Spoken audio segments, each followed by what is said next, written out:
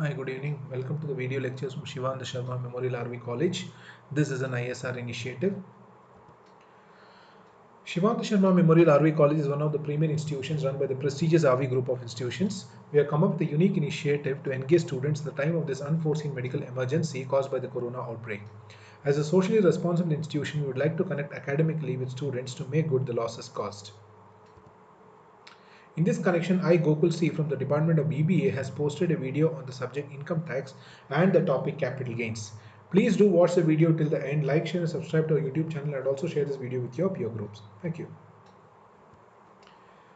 We'll be talking about only the theoretical aspects of capital gains. Why? Because BBA syllabus of Bangalore University demands us to know only the theoretical aspects. So if it is the first time for you, you want to understand the theoretical aspects, the meaning and the definition of it, please do stay till the end of this video. Thank you. So as we know, capital gains is the fourth head of income after salaries, house property, profits and gains of business and profession. Capital gains is the fourth one, and the last one is income from other sources. Now, when do we recognize an income as a capital gain? There are four conditions. What are those conditions? There must be a capital asset. Point one, there must be a capital asset. What is a capital asset? We will explain that a bit later. The capital asset must have been transferred. What is transfer? We will talk about it. The transfer should have taken place in the previous year. Last one, the transfer should have given rise to any profit or gain. So to recognize an income as a capital gain, there should be four conditions. One, there should be a capital asset. That capital asset should have been transferred. That capital asset should have been transferred in the previous year, and the transfer should have given rise to some profit or gain.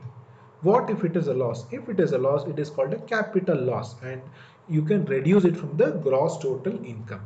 It is not always that when you sell an asset you make profit. You could make losses as well. If that is the case, you will have to reduce it from the total income. Okay. Now, let us define what is capital asset. Section 2, subsection 14 of the Income Tax Act defines capital asset as a very exhaustive definition. All kinds of property, movable, immovable, tangible, intangible, fixed or circulating, are called capital assets. So it's a very it includes everything. uh, it could be movable. What is movable? Something, any asset which you can move from point A to point B. Immovable assets like land and building, which you cannot move it. Tangible, any asset which has a physical presence like land and building, plant and machinery, furniture, fixtures, motor vehicle, etc., etc., are tangible assets. Intangible assets are things which have a value but they do not have a physical presence. For example, goodwill, patents, copyrights, intellectual property rights, etc., etc. They are called intangible assets. Fixed assets are all the fixed assets, and circulating assets are other than the fixed assets. So anything and everything comes under capital asset. That means you have an exhaustive list of land and building, plant and machinery, motor car, furniture, jewelry, route permits, goods, tenancy rights, patents, trademarks, shares, debentures, securities, units, mutual funds, zero coupon bonds, etc., etc. It's not the end of it. Whatever we could think of, we have tried to put in here. So please understand this definition very clearly. What exactly is a capital asset? Capital asset does not include, what does it not include? It does not include any stock in trade. What is stock in trade? The product which you give to the customer at the end and make profit as a stock, isn't it? So any stock in trade, opening stock or closing stock, do not form part of your capital asset. The reason is, when you're doing that sale, the income should come under your business income and should not come under capital gains. Your regular business activity should be part of your business income and not part of your capital gain. Any movable asset of personal nature, any movable property of, do not get confused with what we defined earlier, of personal nature. What is any movable property of personal nature? It could be your clothes, your furniture that you use at home, your uh, private vehicle that you use only not for business purposes, and then any electronic equipment that you use at home, all those do not form part of your movable, they do not form part of your capital asset. Except what? Except if you have jewelry made of gold, silver, if you own some rare paintings, archaeological collections which have huge, which earn huge amount of money when sold, those are called capital assets. So if you hold any of those, except those are capital asset. Other than that, anything of a personal nature does not become part of your capital asset. Agricultural land situated in rural areas. So any agricultural land that is situated in rural areas, the transfer of that does not amount to capital gain. So let us not go too much into it. What is the radius, etc., etc. I'm just trying to tell you the definition at a surface level. Then gold deposits bond under gold deposit schemes 1999. So that is also capital asset, does not include gold deposits bond under gold deposit scheme of 1999. Then coming to the next part of it, what is this? This is the nature of assets. So income tax defines all these assets as financial assets, depreciable assets, and other assets. What is financial assets? Financial assets refers to any asset which can be easily converted into cash. For example, shares, debentures, bonds, treasury bills, etc., etc. If you hold such financial assets for less than or equal to 1 year, they become short-term capital asset. I repeat, if you hold financial asset less than or equal to 1 year, they become short-term capital asset.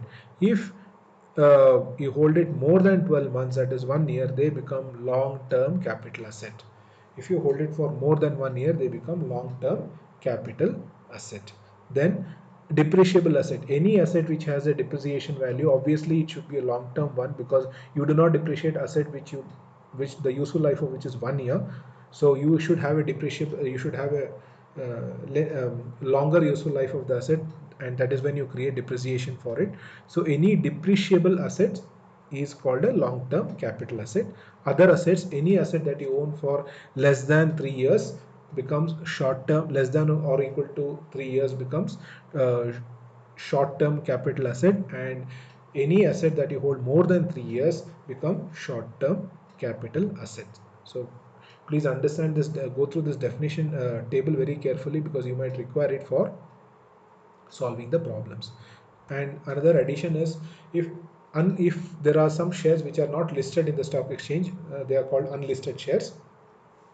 If you hold such shares for less than or equal to 3 years, they become STCA. If you hold it for more than 3 years, 36 months, that is 3 years, it becomes LTCA, that is long-term capital assets. Now, why did we discuss LTCA and STCA so much? The reason is, now when you sell, now capital gains are divided into two. One is short-term capital gain, another is long-term capital gain. When you sell short-term capital asset, what you get is short-term capital gain. When you transfer long-term capital assets, what you get is long-term capital gains. Very simple understanding. That is the reason I kind of split it for you. Now, what is the meaning of transfer? The meaning of transfer is not limited to sale. Why? Because if you say sale of capital asset, people will try to exchange their property with somebody else and show that there has not been any financial consideration to it, so I will not pay taxes. People will deliberately give their property to somebody else free of cost and say that I do not own that property anymore, because of which I will not pay taxes. Or they will also lose the legal right of a particular property and say I will not pay it. So going by all these nitty-gritties, they have said they have used the term transfer. What is transfer? Transfer includes sale. If you sell the land like any other, you sell the land and you get the money for that. Second is exchange. That is, if you exchange your land with somebody, even then you have whatever comes in is your capital gain.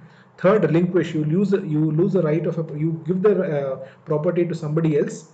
Extinguishment is you lose the legal right of that particular capital asset. Even then it is called a capital gain. Last one, Government comes and acquires your land for any other construction like a metro construction or something, and they give you the market value for that particular piece of land, that is called compulsory acquisition. Then also whatever the money that you get out of it is called a capital gain. So I hope I've been able to make the definitions clear for you. What is capital asset? What is capital gain? What are the nature of capital gain? Please go through this video again. Please rewind it. Try to understand the theoretical aspects of it. And in case of anything, please do come back to me. Thank you so much for taking your time to watch this video. All the very best. Thank you so much.